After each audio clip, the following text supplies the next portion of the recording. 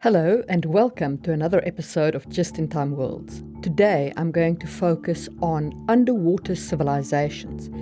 This is part of my contribution to teamseas, which is an initiative led by Mr. Beast and Mark Robber to raise $30 million to remove plastic from the ocean. It is an extremely worthwhile cause, and if you have anything to contribute, please do hit the link below and contribute to the teamseas initiative. Thank you very much, and let's get cracking with underwater civilizations.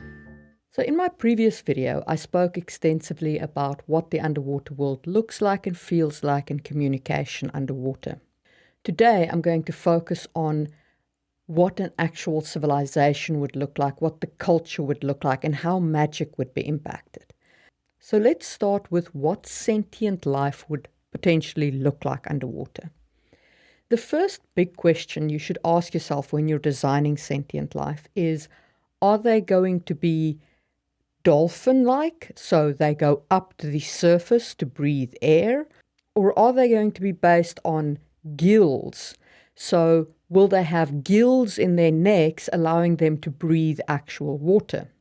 The reason why this makes such a difference is because if they are like the dolphins, then they will see the world above the ocean as not so very different from their own. Of course, they go up there to breathe, they see it regularly, they'll have experience with it. But if they are gill breathers, in other words, they cannot breathe out of the water, this will result in them viewing the outside world, the world outside the water, as a deadly, dangerous place, regardless of what lives there. The second interesting thing to think about when you're designing your people from a physiological perspective is how will they propel themselves? Obviously, they will need webbing between their digits if you're going to give them hands. I would recommend giving them hands. Maybe you use an octopod design where instead of having digits, they have, the 8 legs of an octopod and those take the place of digits.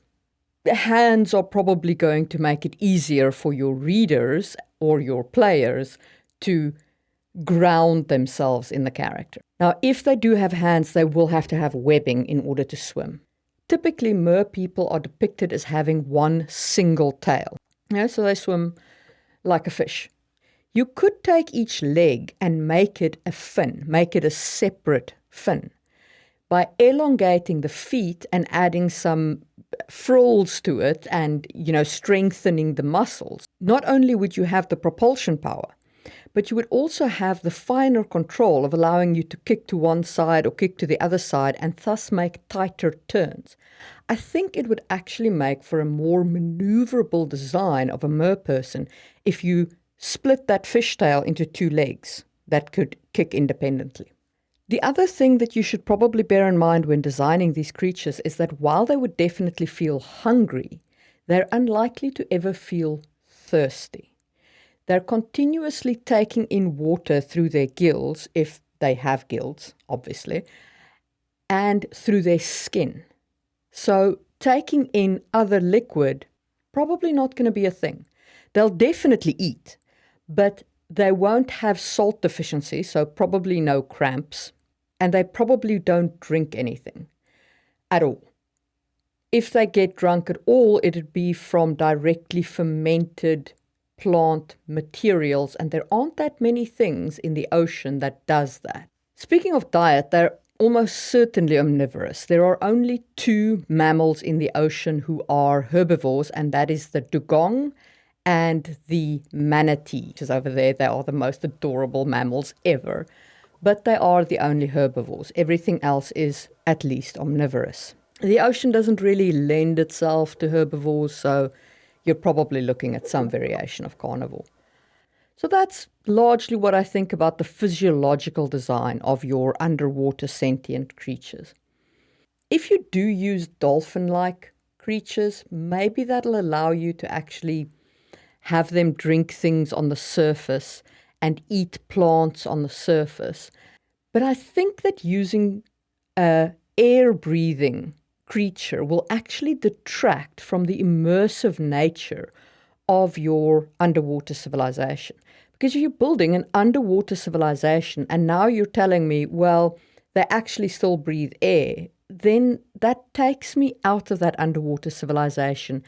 And while it might ground me in I breathe air, they breathe air, I think it would also reduce the fantastical elements. So my honest advice would be to go for gill breathing and just, if you're building an underwater civilization, go all in. Plunge in there and make them fish-like. There are some other physical elements of this civilization to consider. It is unlikely that this kind of civilization would have very strong borders. There are currents in the oceans and there are rivers, underwater rivers in the oceans, but they're not so great at forming borders. I could see a civilization like this saying, this patch of reef is ours. Or perhaps they are nomadic and they travel with the sardines, who famously migrate a lot. The sardine run is a diving experience and a half when the sardines go up past Africa and up towards the north. Because it's not just the sardines who travel, it's also everything that feeds on them. So you have pods of dolphins, you have schools of sharks. It's amazing. But if they are that kind of nomadic civilization, then they obviously aren't going to have any cities to explore, which in and of itself is always an interesting story to tell as well. Just remember that they're not going to have any tents or anything like that, or at least probably not. But if they are a more stationary civilization, I could see them saying, this reef is ours. Like, for example, the Red Sea Reef could have a civilization, if we're taking it to our world. The Sudwana Reef off the coast of Africa could have a civilization. The Keys, the Florida Keys, is another extensive reef complex that could have a civilization. And so you could have areas where they exert influence, but I don't think you would have firm borders. And the other reason why I don't think you would have firm borders is because the ocean has vast expanses of absolutely nothing. Very little lives in this deep blue void. You might come across a whale swimming in the void, but by and large, there isn't much to eat. So what you're predominantly looking at in these vast expanses of nothing but sand and water is that would be your most natural border. It would serve almost like a desert in our world or like an ocean in our world. So it is a natural border, and it's one that is very rarely crossed because you can't get food there. There's nothing to eat. So you have to be able to survive the journey across that vast expanse of nothingness. Maybe you do it when you run with the sardines, or maybe you do it by hitching a ride on a shark a la the remoras. But you have to think about whether the characters, these creatures, in any way are capable of traveling across that void. The other point about the physical geography is that the weather is not nearly the issue that it is on land. A storm has to be spectacular to affect under the sea. Even waves, like a tsunami wave, a wave breaks because of the incline of the land. So out in the deep sea, where the kinetic energy is traveling through the water, you're not going to feel that much under the wave. Above, obviously, completely different story. Storms on top of the sea are very dangerous, but under the sea, not so much. You would have surge, certainly. You would have strong currents would definitely be in effect. But because weather doesn't have the impact it does on land, it is highly unlikely that your culture would develop agriculture. They would never be driven to it. We developed agriculture because the climate changed and we needed to secure the food supply. At least that's the current thinking amongst anthropologists. It might change. It's a working theory at the moment. But why would your undersea civilization develop agriculture? I personally don't think they would. I think that this would be a hunting culture with some gathering elements for the bits and pieces of non-meat that they want to eat. I also don't see this as a taming the fish culture. I can see you herding fish. So I can see wild fish schools being herded by the civilization. But containing fish is hard to imagine. The only way I can see to contain fish would be to use magic of some kind to build a corral. Because bear in mind, you'd have to build a bubble because you have up and down. Fish can slip through a lot. So you're going to have to build basically a completely solid container. And that's quite hard, especially considering this. Fire would not be a tool that this civilization routinely uses unless you include it in their magic. You can't light a fire underwater. You're not going to control a fire underwater. The only place where you could go to create things with a reliable fire would be undersea volcanoes. And that would require you being adapted to the heat and steam of undersea volcanoes and the effect that they have on the environment. So consider that when you're building this civilization is they're not going to have fire. So you need to think about what that changes about the tools that they use and what they can build. Their building materials are not going to be wood. It's not going to be cement. Things like that deteriorate under the sea. You're probably going to have some kind of coral. Coral is a living organism that grows on other structures. So their building material, or the way that they build, if they build at all, would be to guide coral to build the living structures of their homes. At least that would, for me, be the most natural building material. Speaking of magic, let's talk a little bit about what kind of underwater magic this civilization might have. I think that you are looking at some elemental magic. So I can see fire magic being a thing, bearing in mind that when you use a fire underwater, you're going to instantaneously create steam. So it would be a very interesting effect underwater to have like a stream of fire running from your hand, and then the effect that the water would have combined with that elemental magic.